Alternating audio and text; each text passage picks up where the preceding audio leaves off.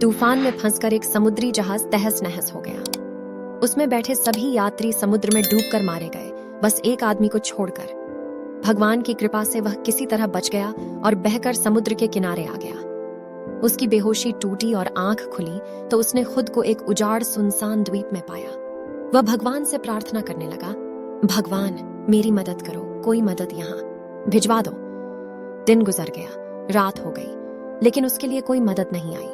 समुद्र किनारे सोकर उसने रात गुजारी। अगले दिन उसने फिर भगवान से मदद के लिए प्रार्थना की, लेकिन कोई मदद नहीं आई। इसी तरह कुछ दिन गुजर गए।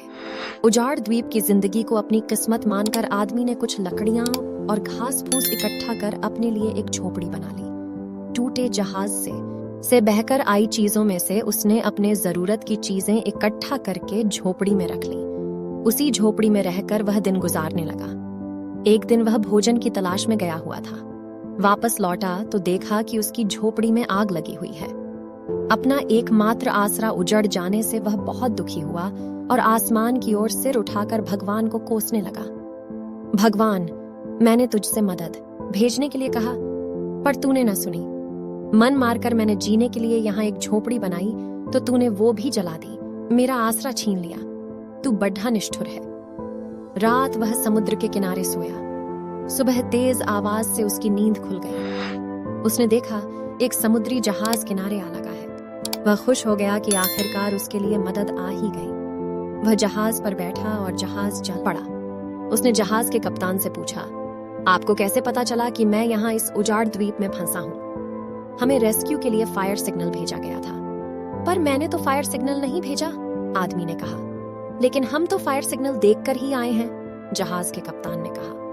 तभी आदमी को अपनी जलती हुई झोपड़ी याद आई और वह समझ गया कि भगवान ने उसकी सहायता भेजने की प्रार्थना सुनकर उसकी झोपड़ी जलाकर समुद्री जहाज को उसके इस द्वीप में फंसे होने का संकेत दिया था। वह भगवान का धन्यवाद करने लगा। दोस्तों, जब हम पर मुसीबत टूटती है तब हमारा विश्वास डगमगाने लगता है, धैर्य टूटने लगता है, आशा धूमिल होने लगती है और हम भगवान से शिकायत करने लगते हैं, जबकि ऐसे समय में आवश्यकता है भगवान पर विश्वास बनाए रखकर मुसीबत से निकलने का प्रयास करने की। उस आदमी ने झोपड़ी बनाई तो भगवान ने उसमें आग लगाकर उसे उजाड़ द्वीप से निकलने में मदद की। हमें भी दिल छोटा किए बगैर भगवान पर विश्वास रखकर अपना प्रयास करते रहना चाहिए। हमारा प्रयास और भगवान का आशीर्वाद दोनों मिलकर हमें हर मुसीबत से निकाल लेंगे। दोस्तों, यह कहानी आपको कैसी लगी कमेंट कर जरूर बताएं और दोस्तों हमारे YouTube चैनल को सब्सक्राइब जरूर करें। धन्यवाद।